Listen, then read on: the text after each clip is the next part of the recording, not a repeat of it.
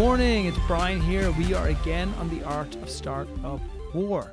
Now, I am with a phenomenal entrepreneur, an incredible executor, an amazing company. This is abroad. It's going to blow your mind. And that, everybody who's listening, is why we invested in this money in a heartbeat. Not only did we invest this money in a heartbeat, if this had been anything other than startup, we would have had a restraining order put against us. We chased this company so hard to try and get money into it. And I would like to think this is a joke, but it's kind of semi-true, right, Simeon? Yeah. But we got Yeah. you. We got you in the end. I'm just saying sometimes stalking works, right? But only in startup. This is something, do not try this at home, everyone. I know. So can you Exactly. tell everybody out there a little bit about ThankUCash and why we liked this company so much? Because I think as you explain where this has got such tremendous, I think it starts in Africa, but the more I thought about you and the more you and I communicated, I think this has got so many applications all around the world. But talk a little bit about what it is and some of the early traction that you've got. Cool. Thanks for having me in the studio. I really do appreciate this. It's not every time you get to sit before Brian of Expert Dojo, and In the fridge. um, you I'm really excited being part of this. So yeah, thank you, Cash. As the word thank you, Cash, it was something that we came about when so my previous life, I was into financial technology. I built a company, and one of my biggest problems was, though we're doing traction in terms of getting businesses to use payment platforms online, they weren't getting customers.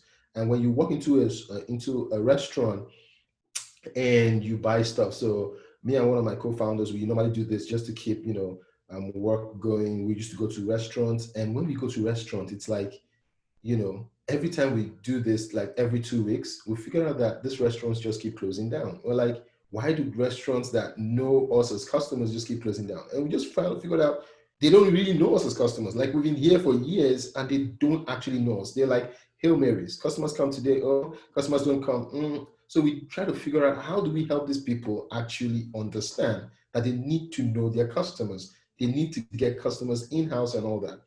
And we found that it was the same thing across different sectors. So in aviation, in retail, in fashion, in eateries, everything, the same thing. They do not know their customers. And when you ask them questions, it's like, it's difficult to get customers because it's very expensive to buy technology. It's very expensive to do this. It's very expensive to do that. So we're like, let's solve this problem. Let's figure out a way to help businesses actually know their customers, get excited about customers, and get customers coming back the door. If we could help them do this, they just need 100 customers that are paying and continuously coming back, and they would stay afloat. So we decided to build this platform. And in building this platform, we needed to test it out. We needed to be sure that it was going to work. So we built a small device that there was an airline, Dana Airlines. I'm allowed to call them now. They just had, the worst thing an airline could go through, which was a plane crash, and people were really scared of going to Dana. So their sales were falling and all that stuff. So we went to them. We told them, what about if we could help you increase your sales just by getting customers excited?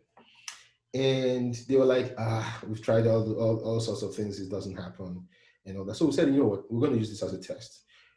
We would get businesses at the airport to be part of a network where if you buy an airline ticket, we'll give you 5% in cash back, but you would use this cash back to buy stuff within the airport while you're waiting for your plane to Beautiful. take off. So Beautiful. for instance, you're sitting at the airport, you buy a ticket, say $100 ticket, and you get $5 back. The $5 you can use it for coffee in the store. And this worked like magic. Like, they grew 42% that month. Like, sales were just like flying up. People were queuing up because Wow. they felt, wait, I'm buying this. I'm waiting for my plane that would come or maybe delayed, but I get to sit drinking coffee or eating lunch on the same fee. And it made sense. They were like, wait, you mean the points I earn at the airline, I can actually spend it at the customer at the coffee store? And I'm like, yeah, you can do that. So it's And the ultimate. everybody, So let me interrupt you, right? It's the ultimate rewards and loyalty program because by the way, I've done loyalty and rewards programs before. I still have cards at home of points that I don't know if they exist or they don't exist. I don't know where they are. I don't know what's happened. Like, it was nice and it was a nice idea, but what I love about what you've created here is it's instantaneous gratification. It means that you're immediately saying to the consumer, your business is so valuable to us that, by the way, before you've even finished your meal, I know you're talking about flights, but if we even take it to a restaurant, before you've even finished your meal, you've got enough left for a samosa that you can just kick off the end of the day with, right? So it tells exactly, people you're important to us and that we want you to exactly, redeem the points. And actually, the points are possibly the ultimate form of cash. They're not even exactly. points, right? Exactly. Yeah, Beautiful. true. They're not points, and that's why we call it thank you cash. Like you can see, it's thank you with cash. So it's Mm. like, hey, thank you for coming, thank you for being part of our journey, thank you for helping us. And I mean, when we expanded this, it was like magic. Like we were like, oh, okay, so we couldn't expand this because we had to buy devices. We're like, no, let's create a platform where everybody could connect. So merchants could connect, people could connect. So we got our second use case was what actually took us to that next level. We started with so in Nigeria, where we started from, you have fuel stations. So you have the mobiles of this world, you have the totals of this world. They were like giants already. So new entrants were being crushed. Like people just remember, wait, I'm not going to buy gas until I get to a mobile, or I'm not going to buy gas until I get to a total. So the likes of Enyo, which was a new entrant, getting slaughtered. So we told them, hey, we can help you grow your base. The problem with you is you do not understand your customers. You don't know your customers because you're still doing the crude kind of business. We could actually apply our technology to your existing customer base and triple, quadruple that. We've done it with an airline. We could do it with you guys. And they were like, we don't believe it. Okay, you know what? We have 4 locations. We set it up in 4 locations. Today they have 72 locations. Wow. They just announced 4 more locations. They have 76 locations. They have over 100,000 customers that they know physically. They send SMSs to these customers. They send emails. They send like different things. If you see our dashboard, I wish I could share it here. It's like the easiest thing to understand. So we tell you who your customers are. We give you deeper insights. This customer bought fuel last week. His tank is supposed to be empty right now. Can you trigger a mail to say, hey, you have points that you've earned? You could actually use it for more fuel. You can use like they use it for so many things. They used it even during coronavirus. They were using it for during the lockdown. They were using it to resell to customers. Hey, you still have points on us. We could get you cooking gas to your homes. We could get so it was just something big, but we never even saw what was yet to come And because actually, just on this point, you're not even in the points business. You're not even in the cash business. You're in the information business. Like, it's really exactly, beautiful because you're exactly. right. Like, every company deals with customers based on a number. Well, I have 300 customers today. Let's try and get to 320 customers. Well, did my customer come back to me this month? Well, 70% of your customers come back. Forget that. That was 20 years ago. The way Years you have to ago, manage your exactly, customer today is, how often has John bought something this week? And what John has been exactly. buying, has what he or she, John, been buying the same or better or different products? And if not, why I not? didn't buy it. Exactly. And So that's where so you get to. I mean, it was just awesome because this particular company that we helped was trying so hard to like stay in business. So they were doing 24 hours service, and when they applied our technology, they realized they didn't need to do 24 hours business because most of their sales, because we do hourly tracking, so most of their sales were coming between 6 a.m. in the morning till 12 midnight.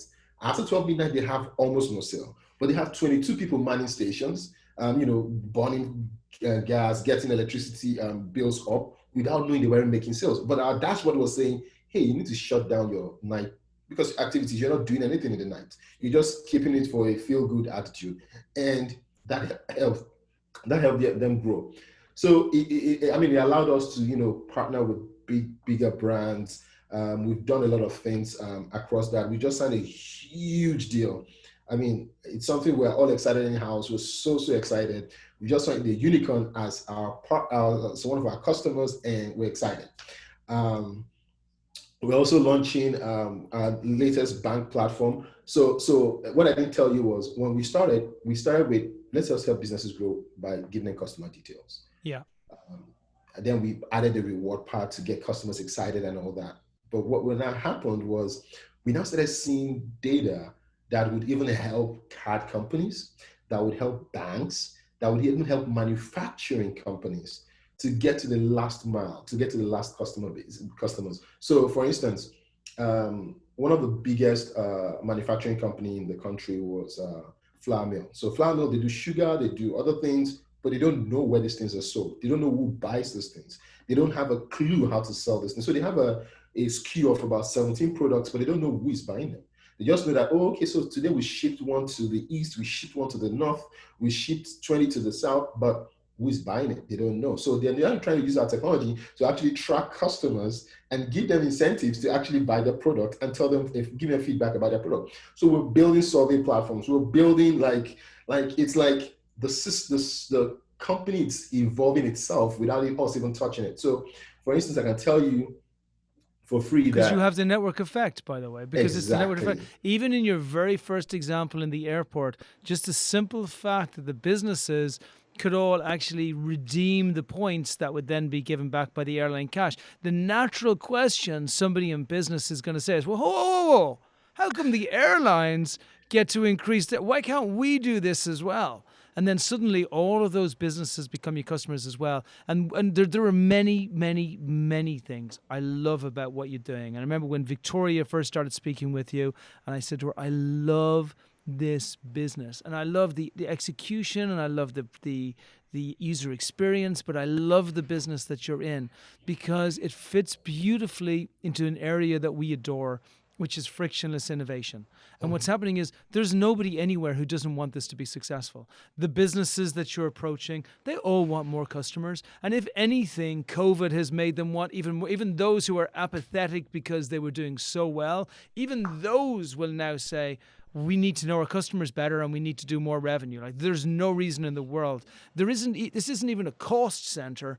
This is a technology that gives you information that is a profit center. It's actually ridiculous. It's ridiculous because it should be harder for you. Exactly. Like, you should have taken a product which was more difficult because the innovation is, and actually your challenge is the opposite challenge in that you can create an entire world. I mean, you can start it in Ghana and then you push it out, but you can create an entire world whereby there's a new currency, and that currency becomes the value that people have, everybody's Exactly. value, right? And then Exactly. suddenly that 360 community becomes incredible. No, I don't want to ruin it by talking about that now. I want to come back to that in a couple of moments because that's really where the unicorn comes from. Right now, I want to talk about the challenges of you getting to where you got to right now. I think you and I don't know each other as well yet as we will do in the future. I've got no doubt that we will become great friends, but I feel that our personalities are very alike. And that is that, like, no matter what happens during the day, we're going to come out smiling, right? No matter what happens, we're going to fight harder. Somebody punches us in the face and we're like, that's cool. I'm totally down. I understand why you punched me in the face. Thank you. It really helped because tomorrow I'm going to come out stronger and better and you won't be able to punch me in the face. Yeah. But it must have been hard. Like, you must have had times in the past as you launched this that you woke up in the morning and you're like, what the F did I do? Yeah. I mean, I mean, now I can smile about it. Now it's like what we forced ourselves to do then. At some point, I mean, we have four co-founders, and it was like every time we had meetings, it was like, how do we scale this? How do we scale this? Like, we're going to be a one company, one business. We're going to be helping one business at a time and all that. And we kept thinking and thinking, and Eureka, hey, we could make this a platform and just get ourselves, disentangled from a lot of things and just get everybody to use the platform. And every time it's like it became a bit easier because people could see success. So when we first started and told people this is what we're trying to achieve, they're like, customers, people are not going to believe in this. People are not going to do this. People are not going to do that. And I'm like, no, I could stake my reputation on this. I could stake money on this. It's going to work. Like, I don't care where it goes. I don't care who I talk to. This must work. And once we tested the first one and it worked, it was like there was no going back. We could do, and we just believed we could do anything. We just believed if it worked, that difficult as it was, if it worked, we could achieve it. So when we got hooked by, so for instance, we tried to get into YC and we're turned down. And YC was like, hey, you're doing digital, you're not doing cash. We just like, you know what, that night we just said, wait, there might be a point there.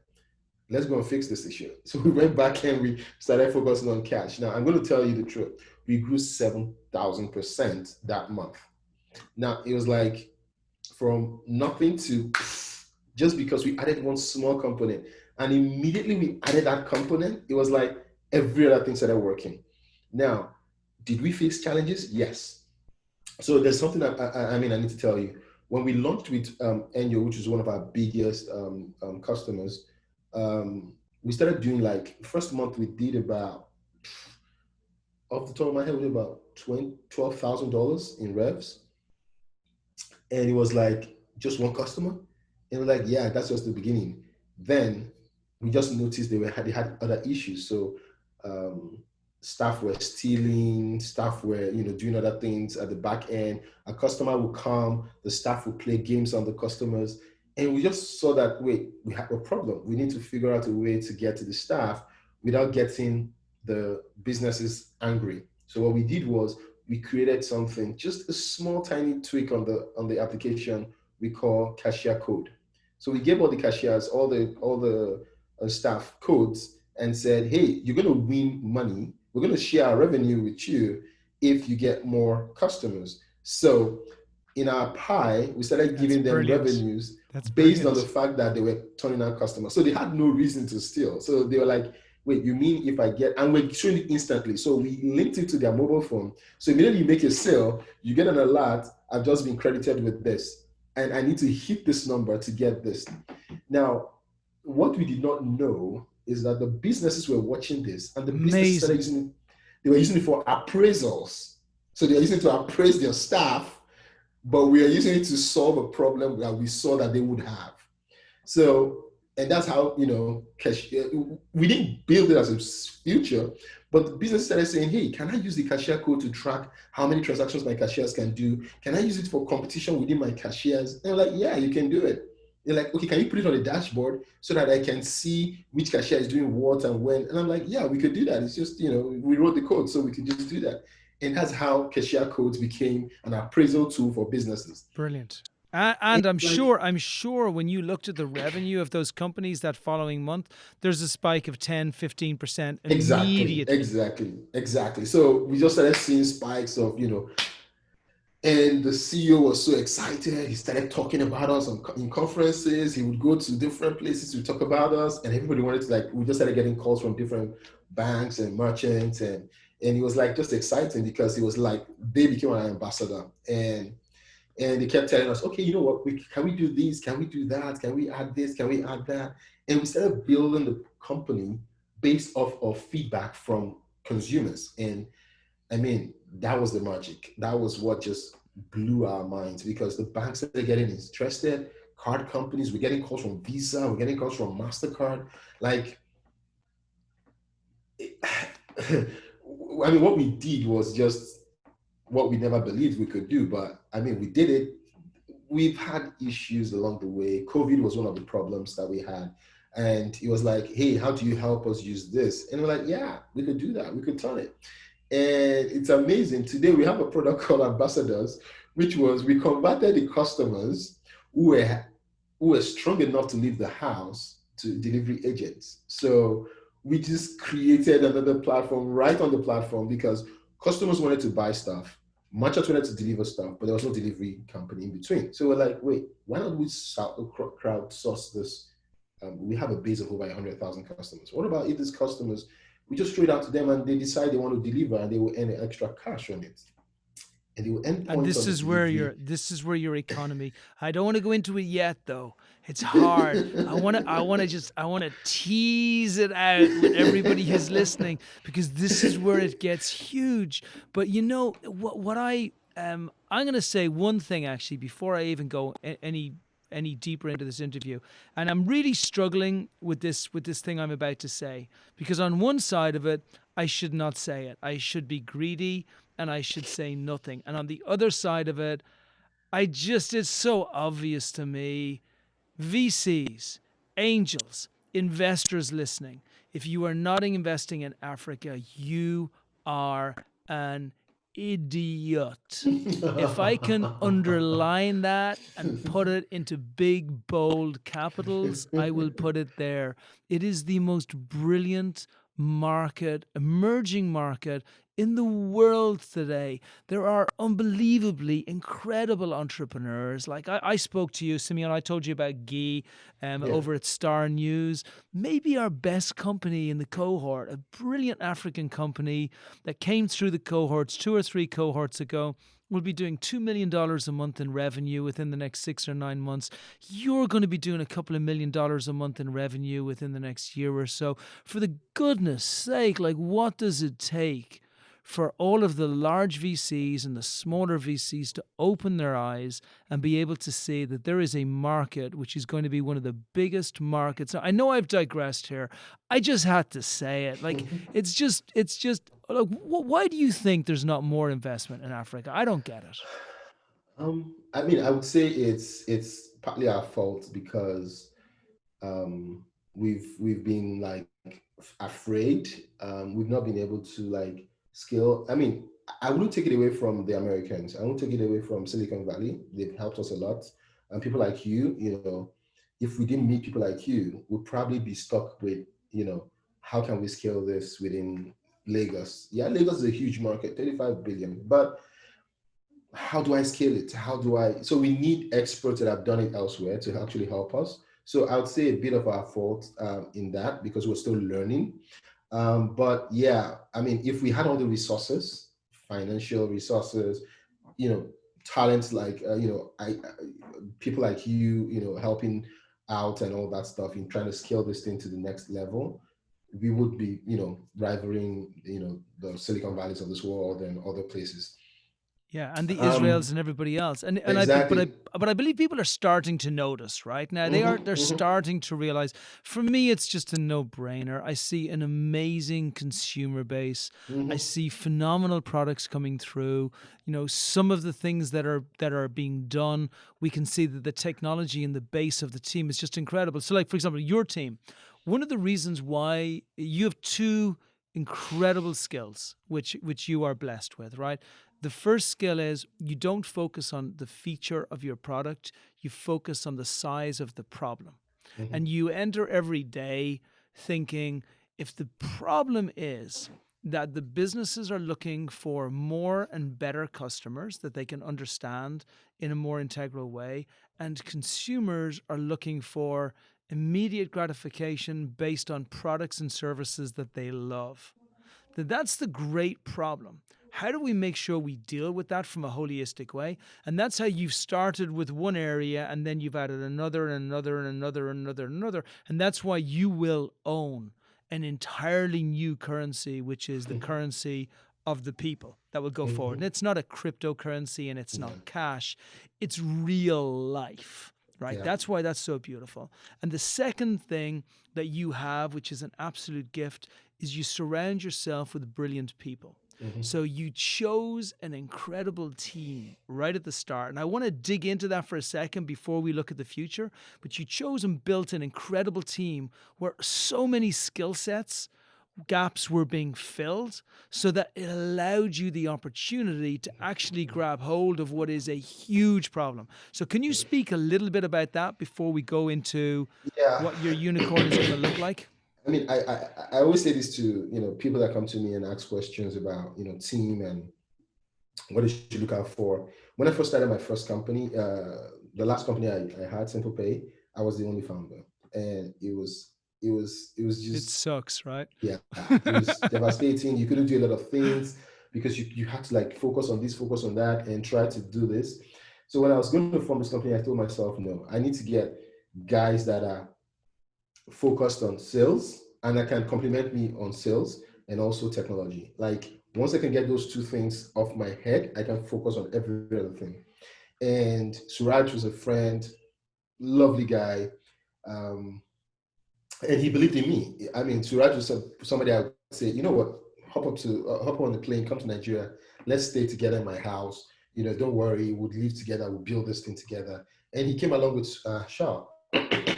Now Hashal came in as just the first hire, and this guy had phenomenal skills, and he was learning by the day. He was so excited that all Hashal wanted was he wanted the latest MacBook and a room to himself, and he was going to build anything. You know, so we got him the latest MacBook, we got him an iWatch, we got him everything he wanted. Just focus and just build this stuff, and that's how we started. And we're all focused on trying to solve problems and trying to do this, and we don't.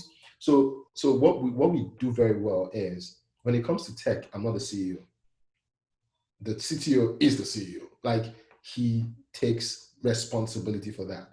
When it comes to sales and marketing, the CMO or COO handles that. I don't push. I give advice, but I don't push too much. I just tell you what I think is right, but I allow you to do what I think you're good at. And because of that, we've just like made this company work. We've respected each other we don't quarrel, we don't fight, because we believe that if it is your responsibility, the company cannot fail. You take that responsibility and do it. We know that a lot of people complain about founders quarrels and founders coming together and fighting. No, we made it a deliberate attempt. We lived together. Four of us in the same house. We lived together. We ate together. We did everything together. Salaries, we earned the same salary. We do not we just made sure that we were like at par with each other. Like we were so real to each other.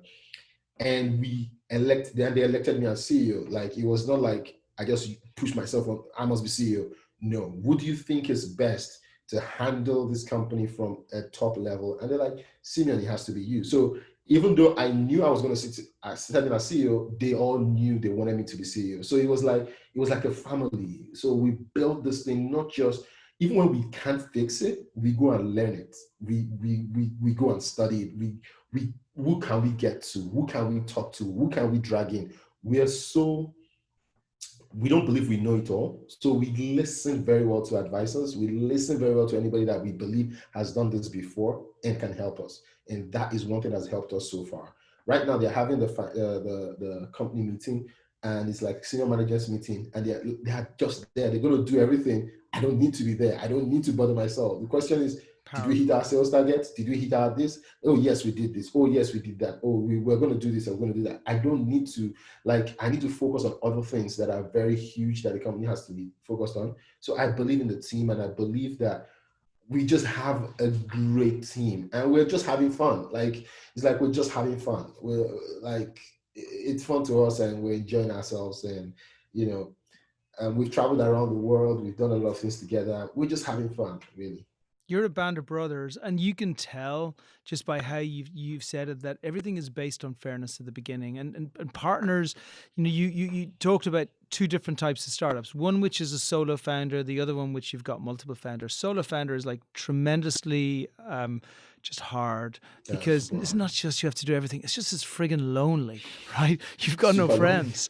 Yeah. You've got no friends. And then you learn to become this insular person who doesn't share their problems with anyone. So you can't even share them at home. You become useless to the world, right? But you don't have any partner problems. And then on the other side of it, unless you approach it like you approached it right there, you get jealousy and you get infighting and you get unfairness. And I'm working 15 hours a day and you're working 12 and you get 20% more than me and I do this.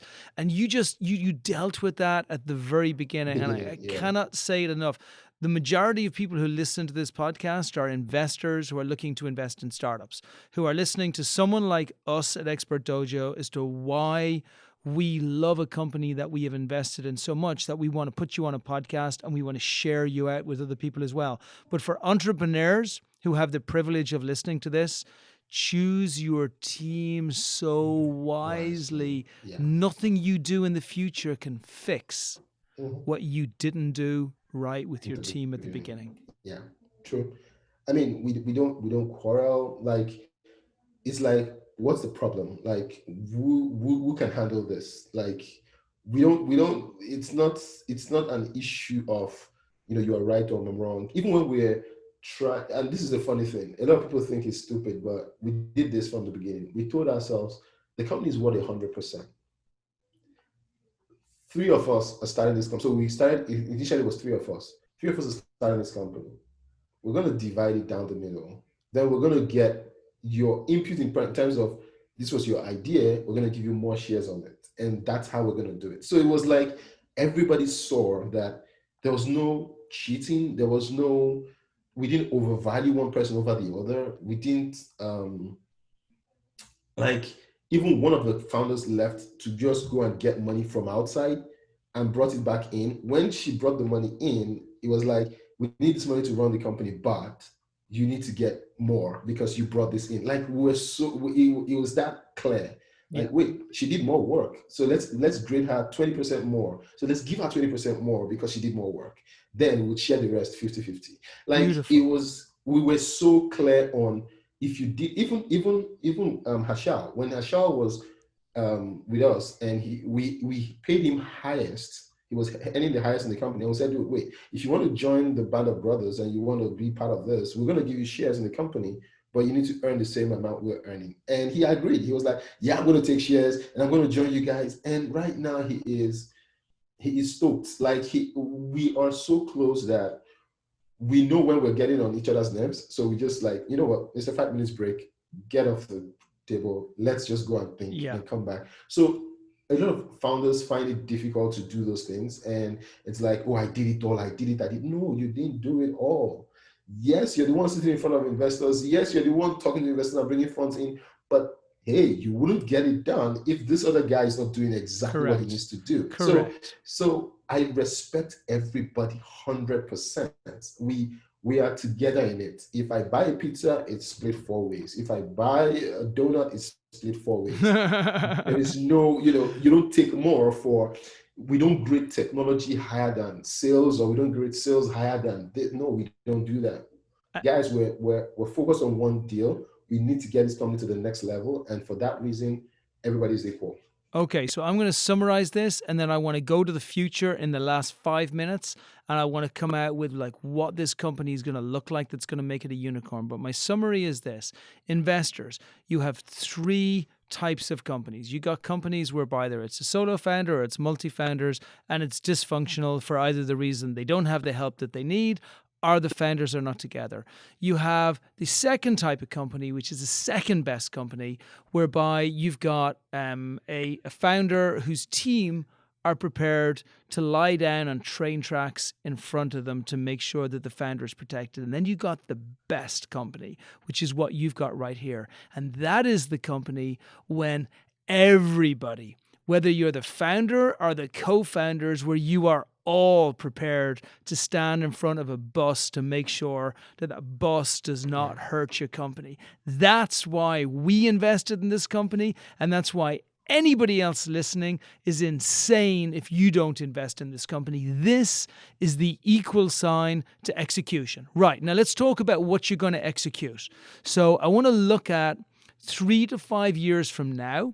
I want to look at the countries that you're in, and I want to look at what they will look like as communities and what people will be doing and how these points will be translated elsewhere. And then also, if you can, to maybe go through a little bit about the revenue and what revenue will come in from that. But you can be vague because I know it's not just investors who'll hear it.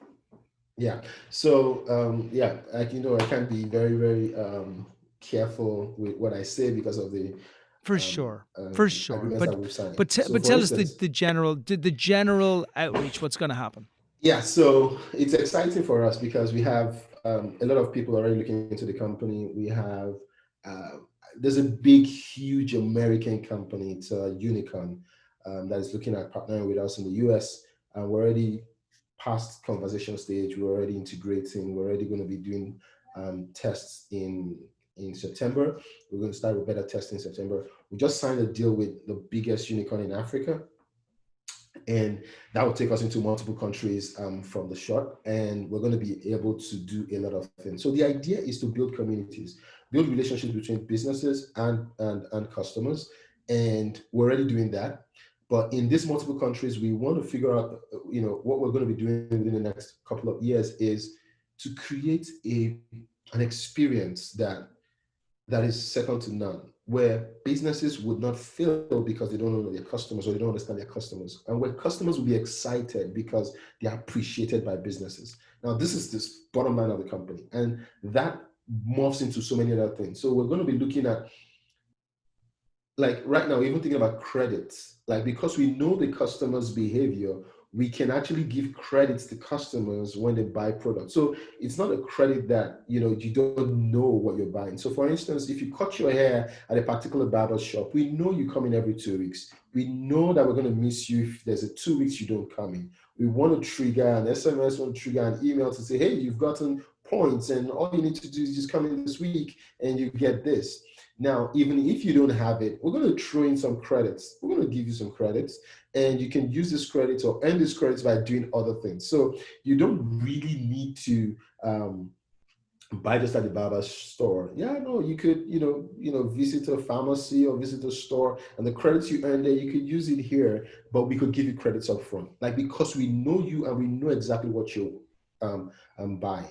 We're going to go into surveys. Like we're going to be able to tell you customers and what the customers need, not what they want, not what they're buying, but exactly how, when, and all the intricate details that the merchant needs to be able to grow their business.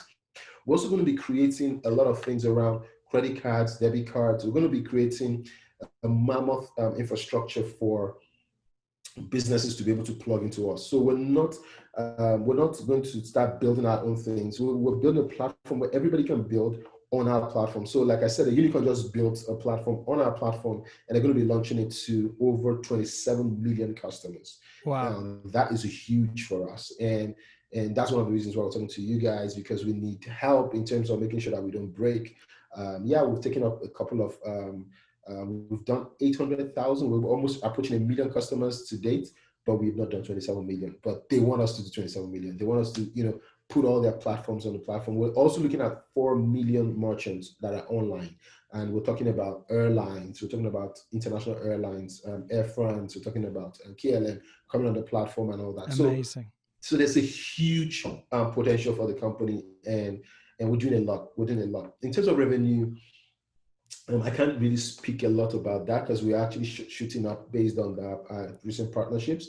And how about the raise? Because I think everybody gets the idea listening. You have done a tremendous amount. You have got tens of millions of customers that are going to come to you. I think I can summarize how, again, I see the growth of your company. I think you're going to start over the next 3 to 5 years as being a very business-centric company whereby you will help them do everything that you've described them today around every potential service that they have, and you will grow global in a very, very quick way. And then these points and these rewards and this data and this information will become the absolute core of how businesses, how best practice looks like in businesses. What I think will happen after that, by the way, is I think you will become a customer-centric platform. I think people will work out how much money do I need to have this month to make sure that I can actually have everything that I need. Great, I need $1,000. What's my best way to get $1,000? And it will just go boom, boom, boom, boom, boom, boom, boom, boom, boom. And it will be like, okay, it's Tuesday morning. It's 10 o'clock. I'm going to do a delivery because that's part of my boom, boom, boom, boom, boom. Oh, it's 4 o'clock on a Friday. I'm going to get a pizza from Joe's Pizza because I get $5 back there. And literally, it will be a balance sheet in people's minds. But how much have you raised so far? Because I think most people listening will be thinking to themselves, you've raised like $5 or $10 million and you're going to raise a bunch on top of that. So just talk about what you've raised and then what comes next. Okay, so to date, before you guys and some other people that just came in, so we just got some more listings. We've done about plus or minus a million plus right now. We're raising 2 million, so we're looking to close the 2 million very soon. But that's what we've done so far. Don't you dare close that 2 million before we get to speak to our investors. Don't do that. I want to play, for goodness sake. Yeah, so you've raised hardly any money, like none. Like Yeah, don't so leave me out of the fun part. the reason why we didn't want to raise fully was because we knew this deal was coming. So Right, and you get a great valuation on it straight yeah, a away. lot of people were pushing us to actually take money at very early stage, but at a very ridiculous valuation. But we knew this deal was coming, so we wanted to like just you know stretch it out and see how we can onboard this. So for instance, in context, the company we just signed has about 4 major market segments. One of them have 27 million customers, like I said. One of them has 7 banks that they feed, and they want to use our platform to be able to get those banks using their platforms. One of them has the bill payment platform that feeds 4 million customers, 400,000 active every single month. One of them has a merchant base of about 4 million merchants, and they process online payments for them. And they're using our platform across all this. They've integrated, they've built their APIs off our platform, and that alone gives us revenues It's into the crazy. millions It's monthly. crazy. No, it's So crazy. we need to just like, these guys are interested in us, and right now we're talking to Visa, we're talking to MasterCard, and we're talking to I can't mention the American company yet in public because we're not done with that, but we're just excited. We're doing a lot of things, and Look, we believe that we can stretch listen, this out a Simeon, bit and get everybody gets it. It's huge, right? huge. And it's going to go to the sky. So here's my message to investors is I'd like you to give websites so people can see the website or the app, Okay. and then also your email address so people can contact you. And then from me to investors, from one friend to another, we're the happiest people in the world that we invested in these guys, and we're going to support them all the way for every good reason in the world, but then also the reason that you guys all understand, which is pure greed. They're going to make you rich. So get their deck, get their details, and speak to them about doing your own diligence, and obviously speak to us about that to make sure that you guys are happy, but we couldn't be happier. So please share how they can contact you and some details about your company. Cool. So I have an American number. So if you want to call my American number, it's 415-866-5746. Mm-hmm. My email is Simeon, Simeon at ThankUCash. That's thank you, not YOU, ThankUCash.com. And the website is thankucash.com. You could always Same go here. around, play around with it. It's ThankUcash.com, and you can play around with it. You can watch videos on the platform. You could see merchants that are dealing with us. You could send me emails. I mean, I'm always available to chat. I want to chat with people that can help us take this to the status we want to take it to. We need more people. We're not afraid to get more advice on how to expand into Asia, into America, into other places apart from just Africa. We want to get partners that can help us expand as fast as we can. We know we're going to build a bigger team, but we're just being very cautious and focused on what we're achieving and trying to achieve that result. And thank you, Expert Dojo, for having us. You guys are awesome so far. Victoria is awesome. She's awesome. And you know it. You don't know me properly yet. I'm going to be your biggest stalker. We're going to find your best investors. We're going to be right there beside you when you're ringing the bell, whether it's on the NASDAQ or elsewhere. Thank you, my friend. That is a wrap. Very much.